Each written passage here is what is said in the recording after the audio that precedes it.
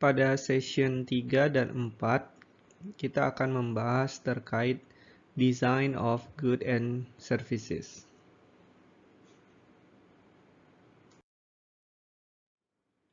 Slide yang kita gunakan ini berasal dari buku pedoman, buku panduan yang kita gunakan untuk perkuliahan ini, yaitu dari Heiser, Render, and Munson dengan judul Operation Management, Sustainability, and Supply Chain Management edisi ke-12.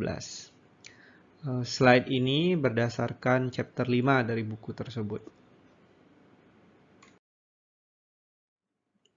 Adapun learning outcome yang diharapkan setelah mempelajari bagian ini, yaitu peserta mampu mendeskripsikan bagaimana produk and services didesain berdasarkan perspektif operation management.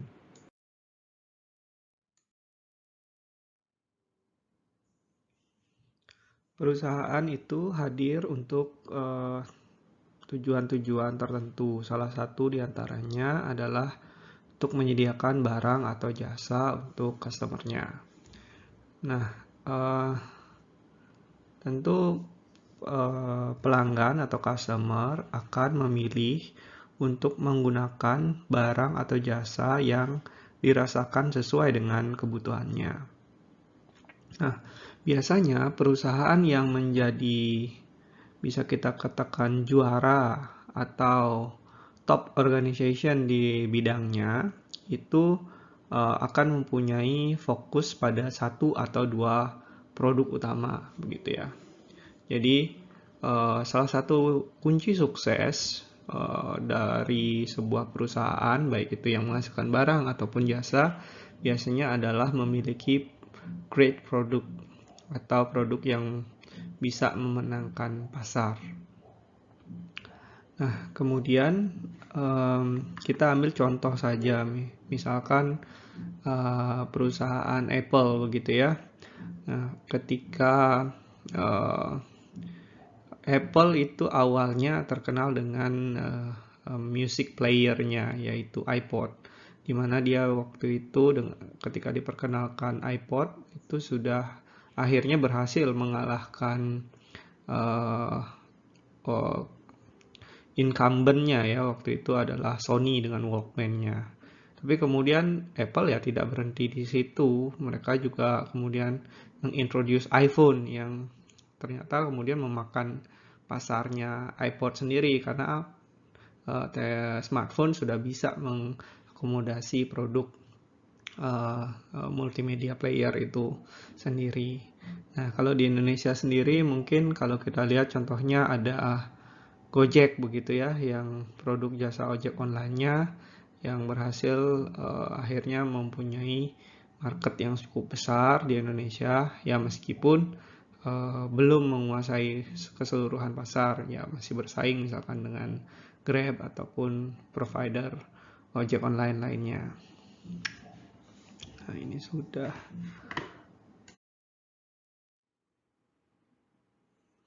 Seiring berjalannya waktu, sebuah produk akan memiliki siklusnya. Jadi mulai dari dia dikenalkan ke pasar, growing, mulai dikenal oleh pelanggan, dan akhirnya nanti akan memasuki masa declining, gitu ya. Jadi tergantung produknya, ada yang siklusnya itu pendek, ada yang siklusnya itu panjang. Nah, siklus ini biasanya waktunya terbatas begitu ya, dan bisa diprediksi. Oleh karena itu, perlu dilakukan proses secara berkala untuk membuat dan mengembangkan produk baru. Nah, dalam pengembangan produk baru ini diperlukan komunikasi yang baik antara customer, tim product design, tim produksi terkait proses produk yang akan dibuat, dan supplier. Jadi keputusan untuk memilih produk mana yang akan di-keep atau tetap dipasarkan untuk pelanggan, mana yang harus dipensiunkan begitu, itu memiliki peran penting untuk generating nanti revenue dari perusahaan, termasuk juga pengenalan produk baru begitu. Kegiatan pemilihan produk, development produk, ini disebut dengan product decision, di mana tujuan dari product decision itu adalah untuk mengimplementasikan strategi-strategi dalam pengembangan produk sehingga mampu memenuhi permintaan pelanggan atau permintaan pasar, di mana untuk memenuhi permintaan pasar itu sebisa mungkin memanfaatkan competitive advantage dari perusahaan atau dari produk yang ingin dipasarkan, sehingga bisa memenangkan pasar.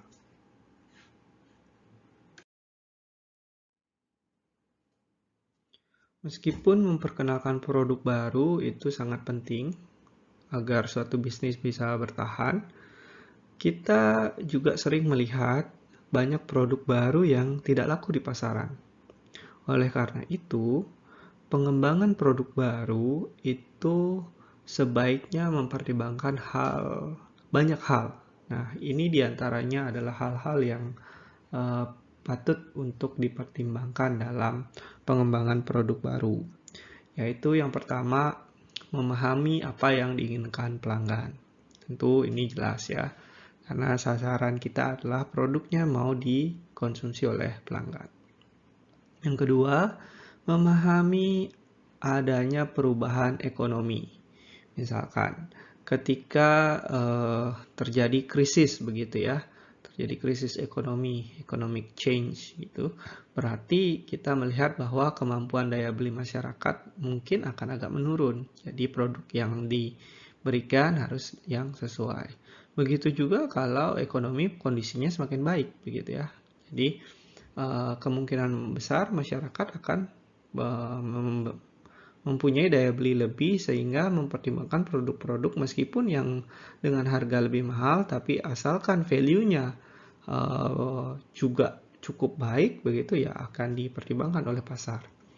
Kemudian mungkin adanya perubahan sosiologi ataupun demografi, perubahan teknologi. Misalkan kalau dulu ada tahun 90-an, internet mulai booming, jadi banyak perusahaan berlomba-lomba memanfaatkan perubahan teknologi tersebut.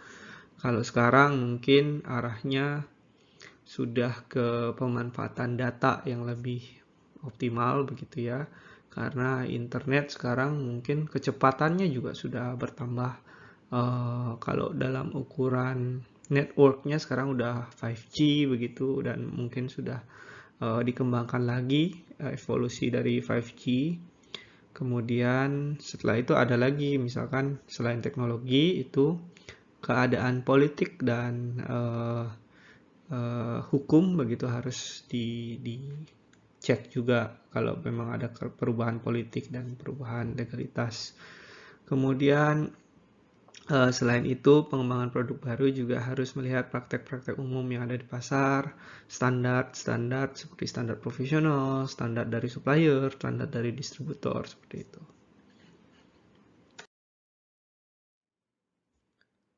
Secara konvensional, tahap pengembangan produk bisa dibagi menjadi beberapa tahapan seperti gambar yang terlihat ini.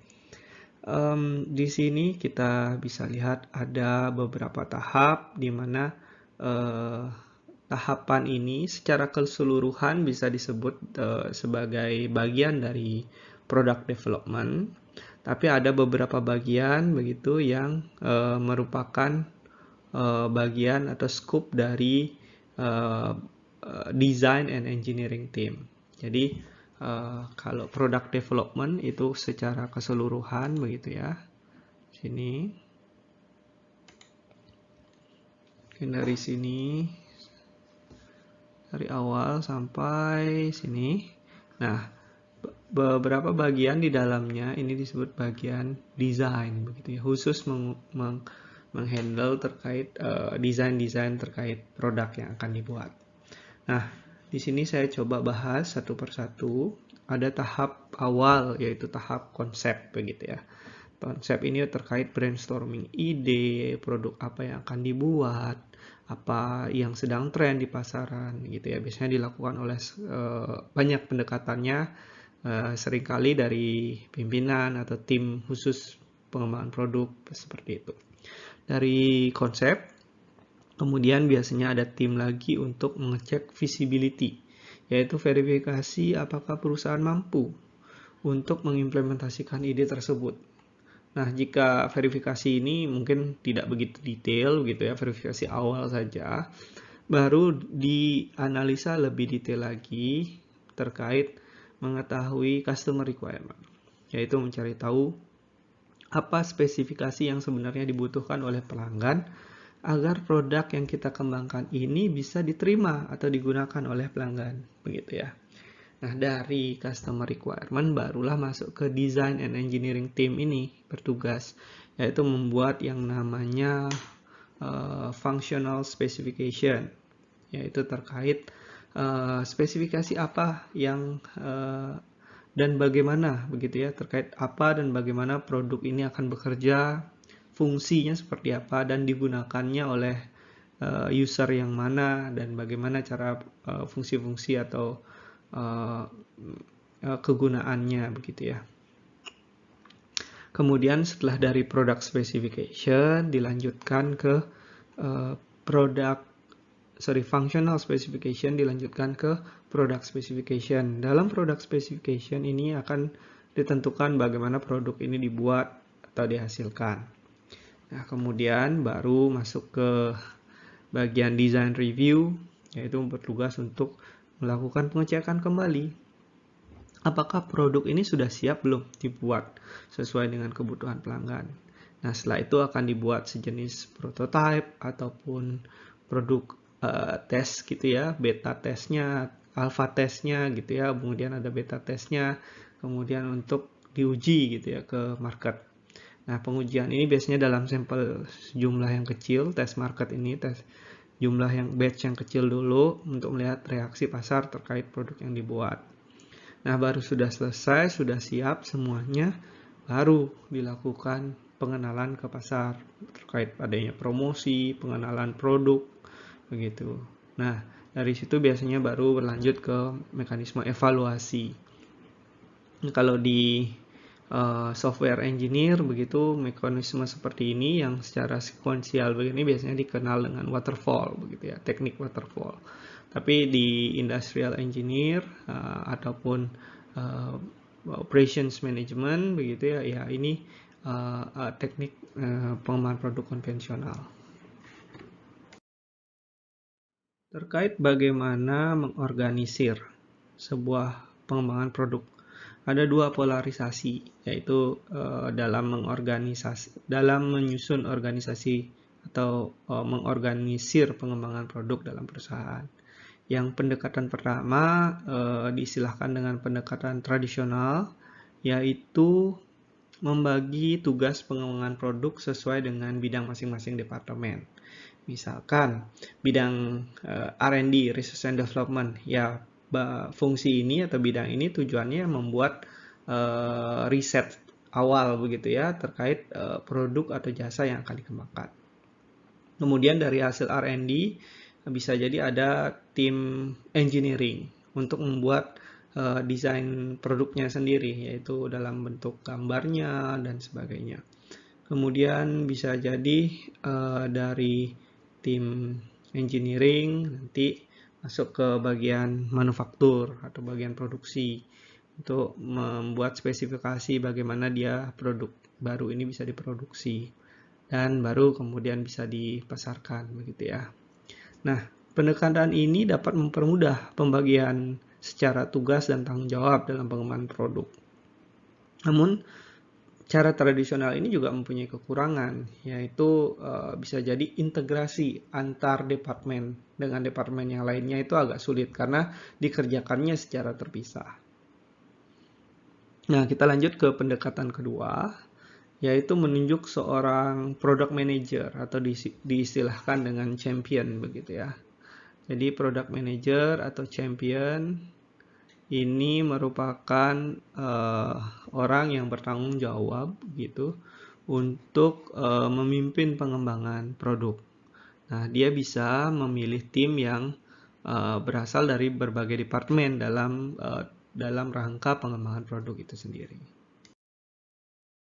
Masih terkait dengan bagaimana mengorganisir pengembangan produk, ada juga pendekatan ketiga. Tadi kan ada 1, 2. Yang pertama adalah pendekatan tradisional, yang kedua adalah memilih champion, ada seseorang untuk bertanggung jawab penuh untuk pengembangan produk. Yang ketiga ada team approach. Nah, team approach ini mirip seperti product champion tadi ya. Tapi dia lebih memfokuskan ke pembentukan tim yang nanti terdiri dari individu-individu dari berbagai departemen yang sekiranya kemampuannya diperlukan dalam pengembangan produk. Nah, karena terdiri dari beberapa fungsi yang ada gitu ya, sering disebut sebagai cross functional. Nah, kemudian produk tim ini disebut juga dengan product development team begitu ya. Ada juga yang menyebut pendekatan ini design for manufacturability teams, atau juga sering juga dikenal dengan value engineering team. Nah, terakhir adalah pendekatan keempat, yaitu pendekatan yang digunakan oleh perusahaan-perusahaan Jepang, yaitu pendekatan whole organization. Artinya pengembangan produk itu tidak dilakukan secara membentuk secara terpisah begitu ya, tim pengembangan produk, tapi dilakukan oleh keseluruhan tim, di mana tidak dibagi-bagi begitu seperti pendekatan yang lainnya.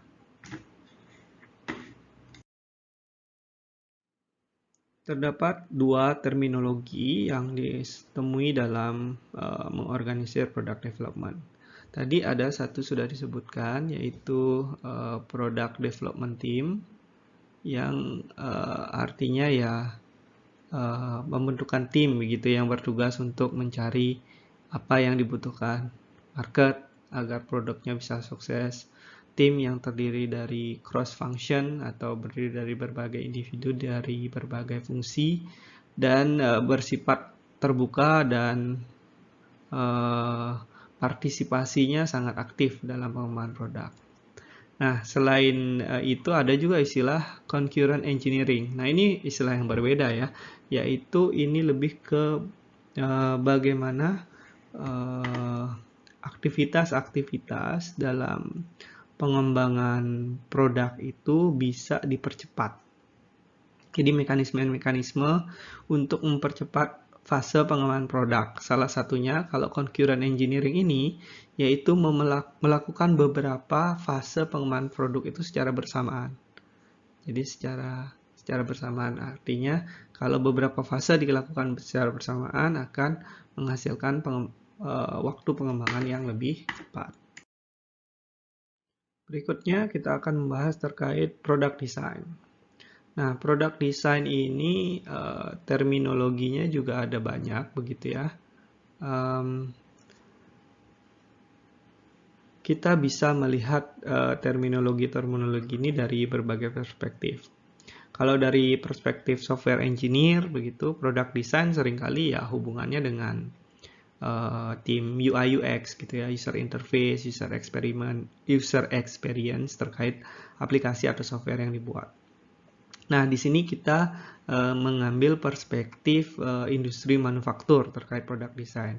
Jadi sering kali product design itu erat hubungannya dengan bagaimana bentuk produknya, bahannya, fungsinya, dan hal-hal lainnya. Begitu.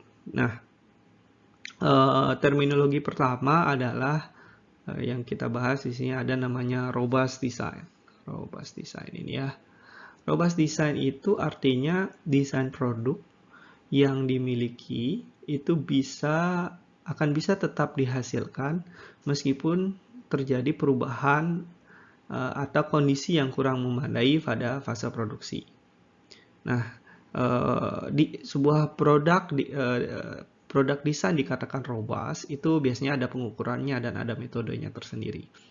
Nah, bagi yang tertarik untuk mempelajari pengukuran produk desain yang robust, silahkan bisa cek metode Taguchi namanya, yaitu pengukuran robustness dari sesuatu produk begitu ya. Nah, berikutnya ada yang diistilahkan dengan modular design.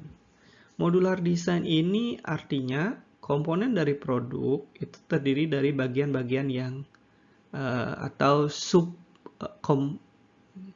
produk itu terdiri dari komponen-komponen begitu ya. Jadi komponen-komponen ini merupakan bagian-bagian yang bisa diganti atau ditukar atau diproduksi secara terpisah. Nah, artinya apa? Artinya kita bisa kalau dia komponennya ini komponen standar, itu bisa diproduksi secara terpisah misalkan oleh pihak lain begitu ya. Nah, itu adalah salah satu karakter dari desain modular. Berikutnya ada dua hal ini saling terkait ya. Computer aided design sama computer aided manufacturing. Dua-duanya Pak ada terminologi computer aided, artinya menggunakan bantuan komputer. Ini bisa jadi untuk kalau yang desain berarti ya untuk visualisasi, misalkan pakai software pengolahan gambar 3 dimensi seperti AutoCAD, SketchUp begitu ya. Nah, kalau yang computer aided manufacturing artinya ya selain dia untuk visualisasi desainnya, dia juga bisa membantu untuk proses manufacturing. Jadi gambar tadi bisa dimasukkan ke mesin begitu ya yang bisa menerima gambar tersebut. Nah, kemudian langsung bisa memanufaktur. Kemudian yang berikutnya adalah terminologi terkait virtual reality teknologi.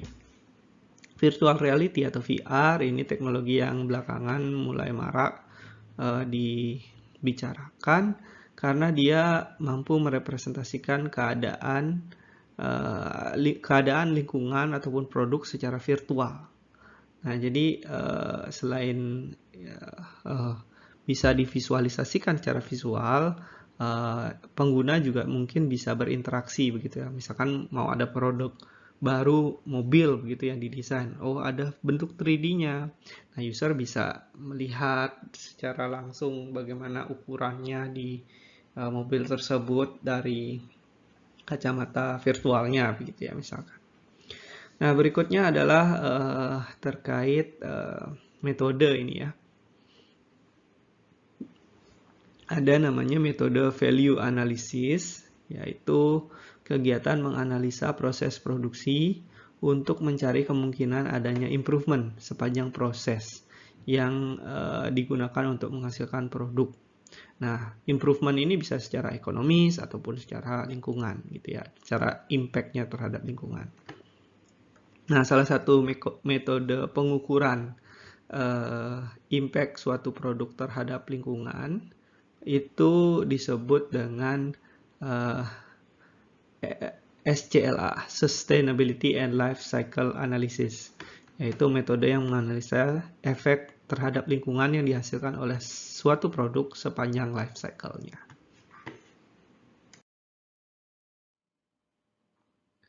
Seringkali dalam desain produk, kita juga perlu membuat deskripsi dan definisi dari suatu produk untuk berbagai kebutuhan, begitu ya. Jadi contohnya kita perlu membuat definisi produk dalam bentuk fungsi apa yang akan dilakukan oleh produk ini, gitu ya. Nah, kemudian untuk kebutuhan manufaktur begitu ya atau produksi suatu produk, spesifikasi yang lebih detail itu mungkin dibutuhkan dalam fase desain. Nah, untuk produk-produk manufacturing itu biasanya spesifikasi ini dibuat dalam bentuk gambar teknik atau engineering drawing. Nah, selain itu juga seringkali terdapat dokumen yang disebut bill of material, di mana bill of material ini berisikan daftar komponen-komponen yang membentuk suatu produk dalam bentuk hierarki dan jumlah komponennya. Berikut ini adalah contoh spesifikasi definisi sebuah produk begitu ya, yaitu ini produknya berupa keju begitu ya.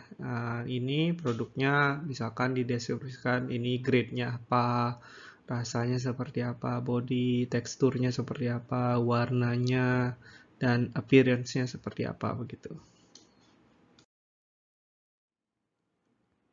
Ya, dua definisi ini mengulangi yang tadi ya. Jadi untuk produk yang berupa barang yang dimanufaktur biasanya ada juga dokumen pendampingnya yang disebut dengan engineering drawing atau gambar teknik yang berisikan detail-detail seperti ukuran dari suatu produk, dimensinya, toleransi errornya, materialnya begitu ya. Produk yang terdiri dari banyak komponen nanti akan memiliki kode-kode tersendiri untuk masing-masing komponennya. Biasanya berdasarkan grup teknologi dari masing-masing komponen. Nah, berikutnya yang bill of material seperti yang jelaskan tadi, biasanya ada daftar komponennya, kuantitasnya berapa untuk masing-masing komponen tersebut dan level yang menunjukkan struktur dari suatu produk. Terkait komponen yang dibutuhkan untuk menghasilkan produk, perusahaan punya pilihan untuk memproduksi sendiri komponen tersebut atau membeli dari pihak luar. Nah, keputusan ini dikenal dengan make or buy decision, yaitu antara menggunakan barang atau jasa yang diproduksi sendiri atau membelinya dari pihak luar. Nah, oleh karena itu, product definition yang kita bahas sebelumnya itu punya peran penting begitu ya dalam make or buy decision ini. Karena kemungkinan ketika kita membeli ataupun memproduksi sendiri suatu komponen itu akan ada variasi, baik itu dari segi kualitas, harga, ataupun schedule delivery-nya. Nah, sehingga product definition itu akan menjadi standar, begitu acuan yang digunakan oleh perusahaan. Jadi ini menjadi hal yang penting.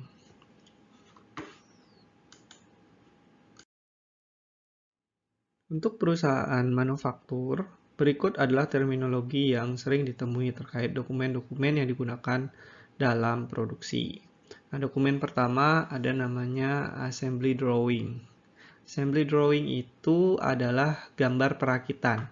Gambar perakitan ini merupakan gambar detail yang biasanya dalam bentuk 3D yang digunakan untuk merakit suatu produk seperti lokasi antar komponennya dan hubungan antar komponen dan bagaimana cara menggabungkan antar komponen tersebut. Nah, berikutnya kadang-kadang assembly drawing itu ditemani dengan assembly chart yang merupakan diagram yang digunakan untuk menghubungkan antar komponen-komponen yang akan dirakit menjadi sebuah produk akhir. Nah, berikutnya ada yang disebut juga dengan root sheet gitu ya. Root sheet ini adalah tabulasi langkah-langkah yang dicakup begitu ya dalam memproduksi komponen tertentu dan rincian yang perlu terkait hal-hal yang berkaitan. Kemudian ada juga istilah work order. Work order ini artinya perintah kerja begitu ya. Dalam pengertian umum, work order merupakan dokumen tertulis tentang perintah suatu pekerjaan dalam lingkup internal untuk menghasilkan atau menugaskan pelaksana gitu untuk melakukan sesuatu gitu ya, work order.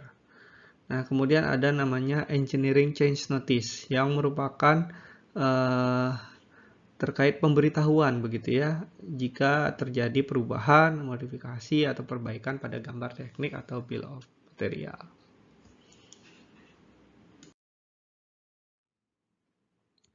Terminologi yang dibahas sebelumnya itu sering ditemui pada perusahaan yang produksi barang. Tentu hal ini berbeda dengan perusahaan yang menghasilkan jasa, begitu ya. Mekanisme yang ditawarkan itu berbeda, dokumen yang diperlukan juga berbeda. Nah, perusahaan jasa itu secara umum memiliki aktivitas yang berhubungan dengan interaksi langsung dengan customer, begitu ya. Nah, di sini kita akan belajar menggunakan sebuah tools atau metode, begitu ya, untuk menggunakan atau menghasilkan visualisasi yang bisa digunakan untuk melakukan analisa proses ataupun mendesain interaksi antar perusahaan dengan customer. Nah, ini sering digunakan untuk bidang perusahaan jasa, gitu ya. Nah, tools ini namanya Process Chain Network atau PCN. Nah, metodenya ya disebutnya PCN analysis, gitu ya.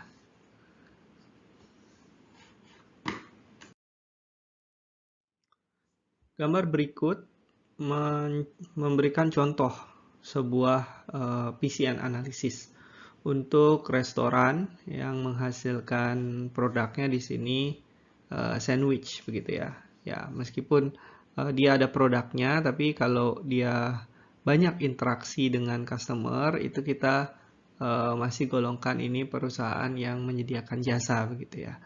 Nah, dalam PCN itu ada 3 komponen.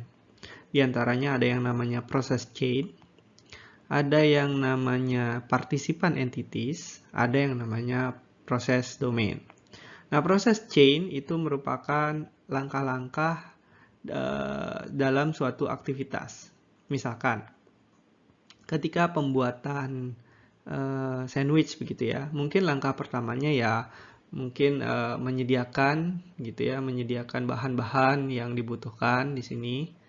Kemudian baru menyiapkan beberapa semacam display, begitu ya, di restorannya, beberapa yang sudah siap diambil atau langsung dipesan oleh customer, ataupun nanti ketika ada customer datang itu baru di assembly atau disiapkan sesuai dengan pesanan dari customer, gitu ya.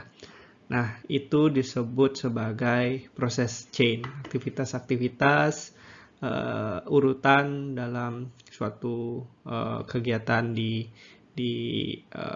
perusahaan jasa, begitu ya. Nah, partisipan itu adalah partisipan entities, itu yang dimaksud adalah pihak-pihak yang terlibat. Dalam hal ini bisa jadi ini perusahaannya, begitu ya, perusahaan restorannya, gitu ya. Nah, ini pelanggannya, begitu ya. Nah, di sebelum perusahaannya ini mungkin ada lagi entitas, misalkan sebelumnya ini ada misalkan suppliernya ya, supplier dari sandwich ini. Jadi misal perusahaan sandwich ini, misalnya rotinya jadi bread supplier, gitu ya. Misalkan seperti itu. Itu entitas partisipan entity sendiri. Jadi ada proses activity, ada partisipan entities. Gitu. Nah, terakhir adalah ada komponen yang disebut dengan proses domain, yaitu jadi menggambarkan area di mana aktivitas-aktivitas itu dalam kontrol, begitu ya. Area di mana proses activity itu digolongkan dalam kontrol-kontrol tertentu, gitu ya. Nah, contohnya di sini kita punya kita membagi proses domain ini, area-area ini menjadi 3 region, yaitu ada yang namanya independent processing region, ini ya. Kemudian ada yang namanya surrogate interaction region, ada yang direct interaction region. Jadi proses activity yang ada dalam perusahaan itu kita bagi menjadi region-region, begitu ya. Region-region ini ada 3, independent processing, surrogate interaction, dan direct interaction. masing-masing partisipan itu akan punya region tersendiri-sendiri begitu.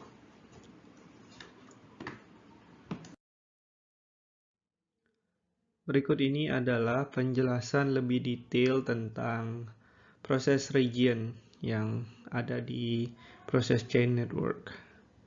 Masing-masing proses region di sini tadi ada 3 begitu ya di proses chain network, yaitu direct interaction, surrogate interaction region, dan independent processing region. Oke, kita bahas yang pertama dulu. Direct interaction region itu adalah area di mana di dalamnya digolongkan aktivitas-aktivitas yang melibatkan interaksi langsung antar partisipan. Contohnya tadi ada 2 partisipan, yaitu perusahaan restoran penghasil sandwich dan misalkan customer-nya. Jadi ada 2 partisipan tersebut. Nah, contoh aktivitas yang tergolong dalam direct interaction region, misalnya ketika customer melakukan pesanan begitu terkait sandwich yang akan dibeli kepada pegawai restoran. Itu kan terjadi interaksi langsung begitu ya. Nah, kemudian yang kedua yaitu surrogate atau substitute interaction. Merupakan region atau area yang berisikan aktivitas-aktivitas yang tidak melibatkan interaksi langsung, namun dilakukan berdasarkan resources yang diberikan oleh partisipan lainnya. Nah, misalkan contohnya di restoran tadi ya,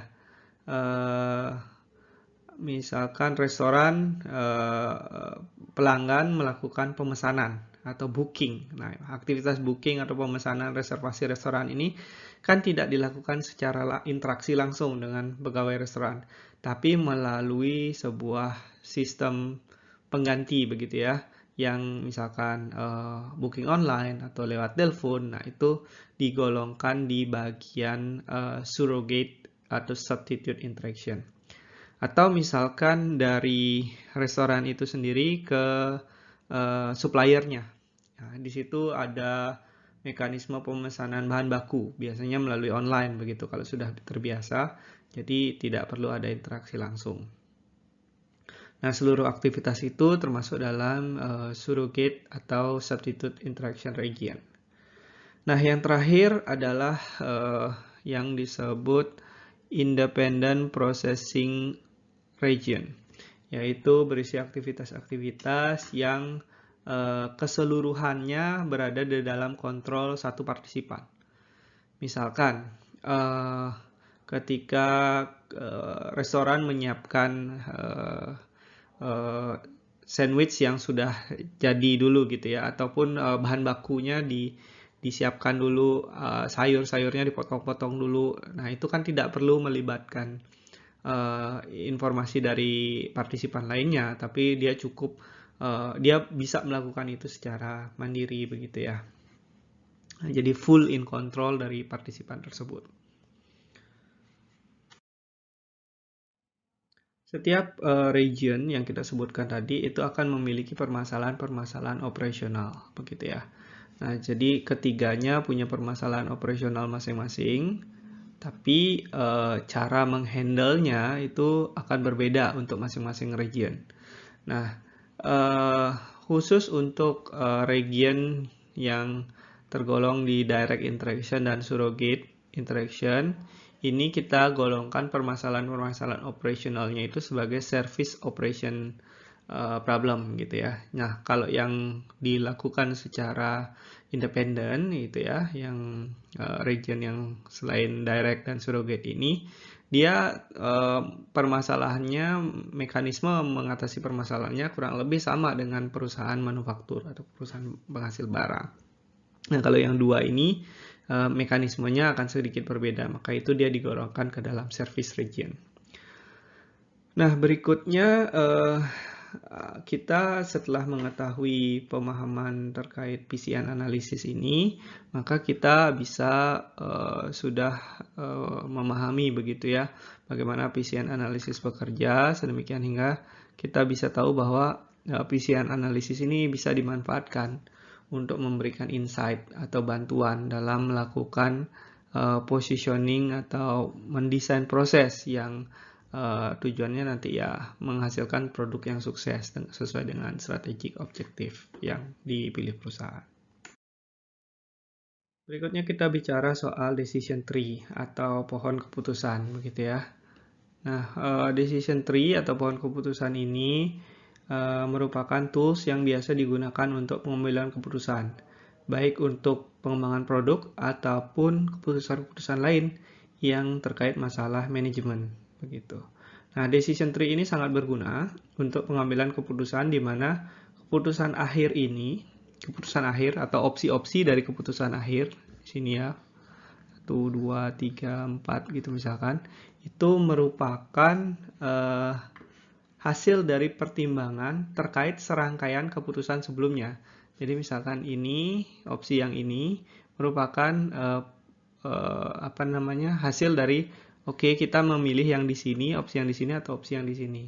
Kalau opsi yang di atas gitu ya, berarti dia bisa milih lagi keputusan yang ini atau yang ini. Jadi kita bisa merepresentasikan keputusan itu sebagai hasil dari pertimbangan terkait keputusan-keputusan sebelumnya.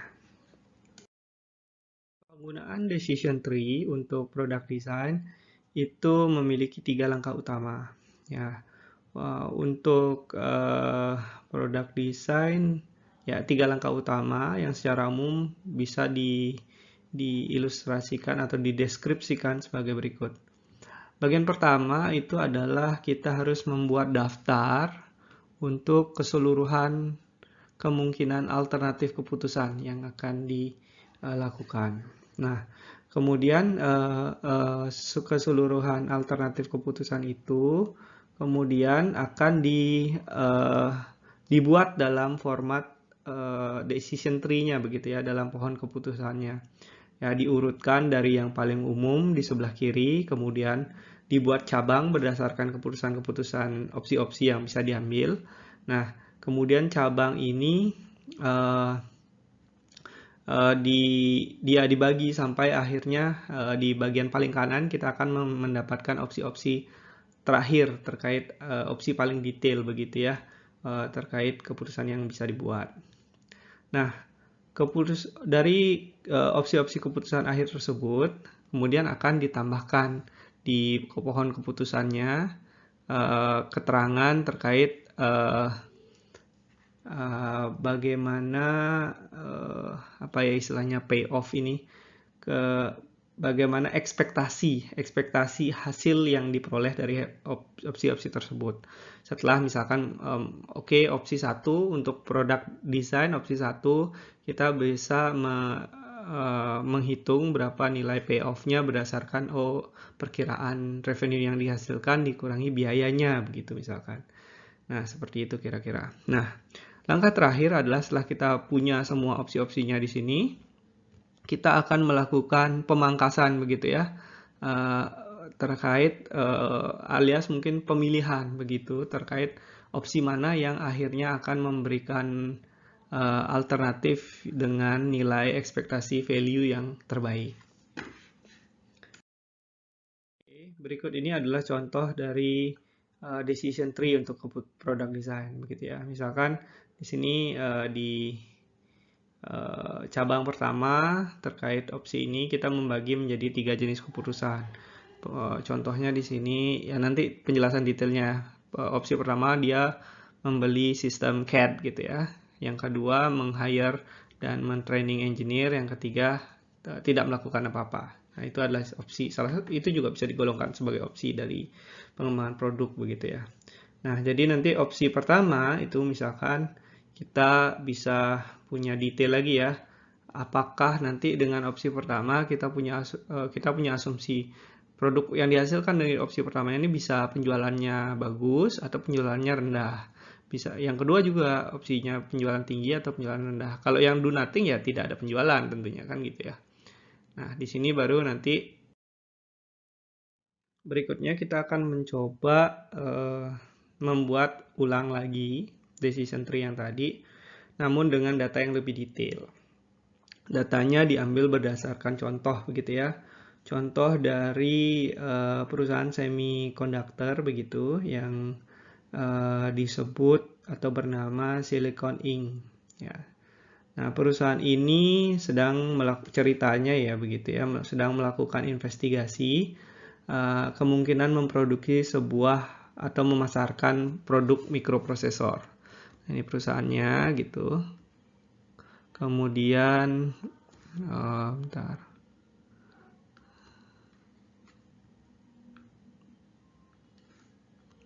Ini ya perusahaannya. Kemudian kita memproduksi semikonduktor. Dia adalah sebuah perusahaan semikonduktor. Perusahaan ini akan memasarkan produk mikroprosesor begitu ya. Nah, untuk menjalankan proyek ini ya salah satu opsinya adalah membeli sebuah CAD system yang canggih gitu ya, termasuk equipmentnya dan termasuk gambarnya begitu mungkin ya. Nah, atau bisa juga pilihannya merekrut dan mentraining engineer tambahan begitu ya untuk proyek ini. Oke, itu adalah dua keputusan yang bisa dipertimbangkan. Nah, kemudian dalam pengambilan keputusan ini juga perlu dipertimbangkan bahwa ketika kita memasarkan produk ini ke pasar begitu ya, pasar bisa menanggapinya dengan baik atau dia bisa laris begitu atau laku, atau yang ternyata tidak begitu disukai oleh market mungkin gitu ya, kita bisa bilang tidak terlalu laku gitulah. Nah, jadi selain keputusan ini tentu juga Silicon Inc. ini juga punya opsi untuk tidak melakukan pengembangan produk baru, itu juga opsi tersendiri gitu ya. Nah, untuk pengambilan keputusannya tentu ya seperti yang saya katakan tadi, kita tidak bisa hanya berdasarkan opsi-opsi ini, kita perlu data yang lebih detail. Contohnya, jika asumsi pertama yaitu produknya itu laku di pasaran, maka diprediksi penjualannya akan sebesar 25.000 prosesor dengan harga jual adalah 100 US dollar untuk tiap unitnya gitu ya. Nah, sedangkan kalau dia tidak laku, maka diprediksi penjualannya drop menjadi 8.000 prosesor. Totalnya 8.000 prosesor, di mana penjualannya sama di harga 100. Nah, biaya sekarang. Tadi kan ada dua opsi ya. Untuk masing-masing opsi kita harus tahu biayanya. Biaya untuk pembelian CAD equipment ini sebesar 500.000 US dollar. Sedangkan untuk yang opsi yang satunya lagi yaitu meng-hire dan mentraining engineer baru itu biayanya 375.000, ya lebih rendah. Nah, tapi dengan menggunakan CAD system itu biaya manufacturing itu bisa turun yaitu ke 40 US dollar. Sedangkan kalau kita tidak menggunakan CAD system itu harganya 50 US dollar gitu ya.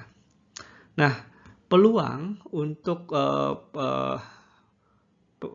pasar itu bisa menerima produk baru kita ini adalah menerima dengan baik gitu ya, artinya favorable, artinya laku gitu ya, dan disukai begitu oleh pasar adalah 0,4.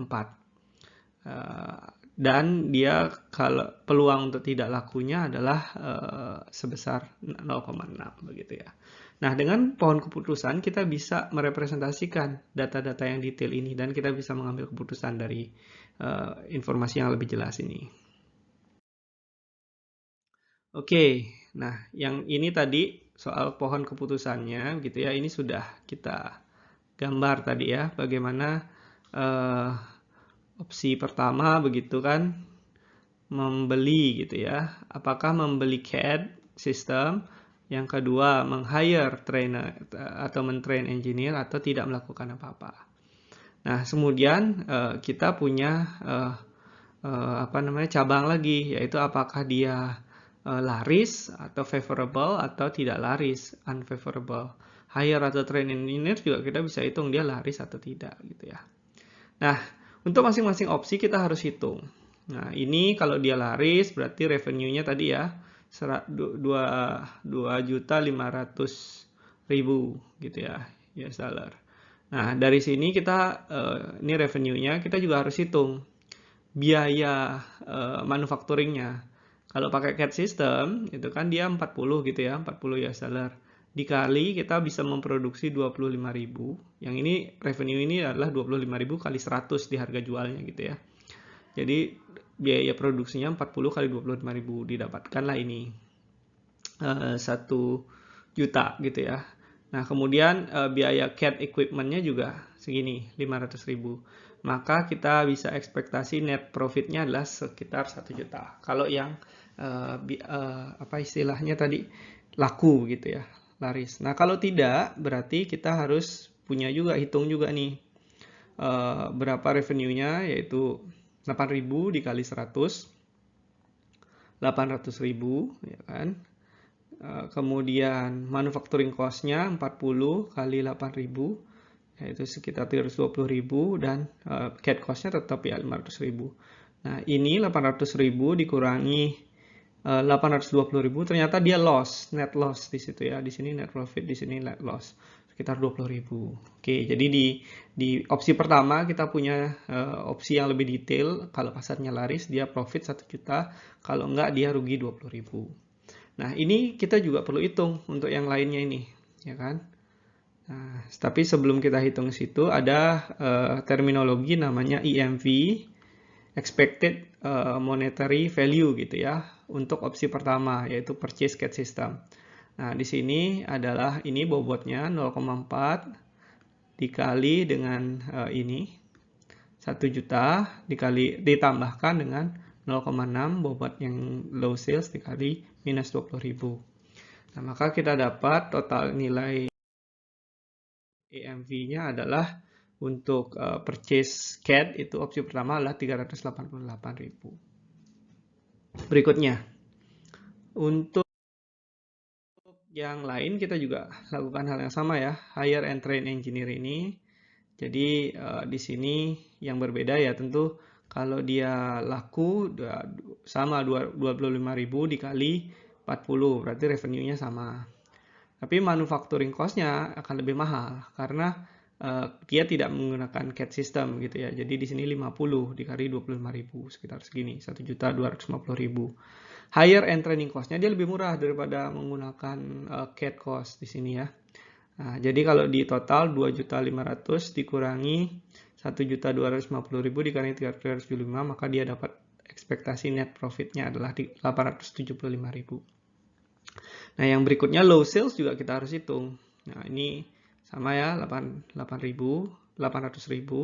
dikurangi manufacturing cost-nya 50 kali 8.000 dapat 400.000.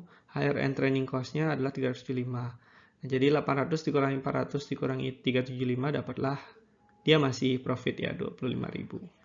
Nah, di sini kita hitung juga nih EMV-nya, Expected Monetary Value-nya, yaitu 0,4 dikali 875 ditambah 0,6 dikali 25.000. Dapatlah kita segini. 36.500, yang ini 38.000 dan ini ya do nothing ya 0 kan ya. Tidak profit ataupun tidak rugi. Oke, berikutnya ya langkah terakhir adalah pruning. Yang ini, yang terbaik kan yang ini ya, berarti ya opsi yang ini tidak dipakai, yang ini juga tidak dipakai. Maka kita bisa ambil kesimpulan bahwa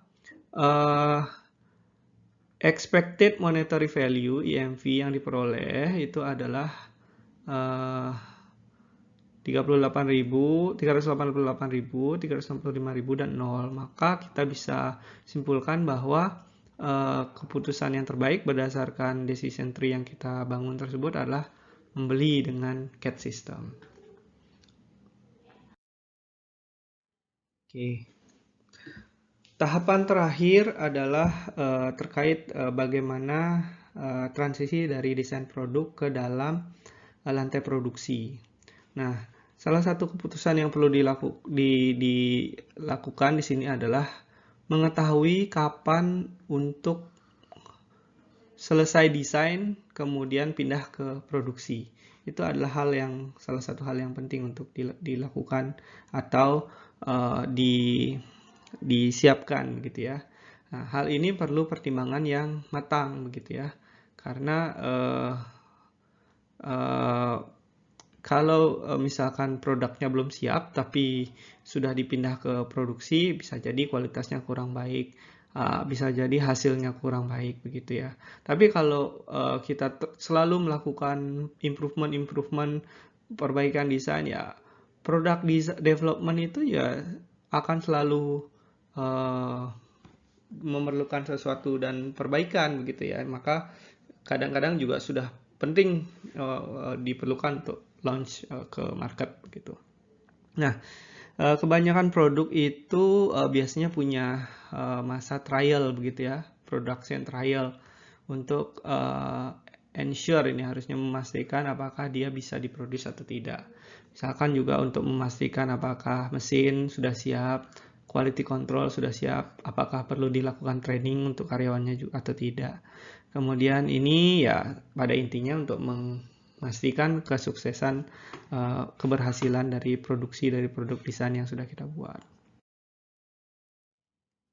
Oke. Siapa yang bertanggung jawab begitu ya untuk transisi dari produk desain ini sepanjang life cycle-nya ini. Nah, biasanya ada tim ataupun memang dikhususkan bagian gitu ya untuk line management terkait produk desain. Nah, ada banyak mekanismenya. Ya, ini adalah 3 pendekatan yang umum digunakan. Ada pendekatan men-treat produk transisi dari desain ke produksi itu menggunakan project manager. Ada pendekatan tim seperti membuat product development team. Ada yang mengintegrasikan product development dengan divisi manufacturing gitu ya.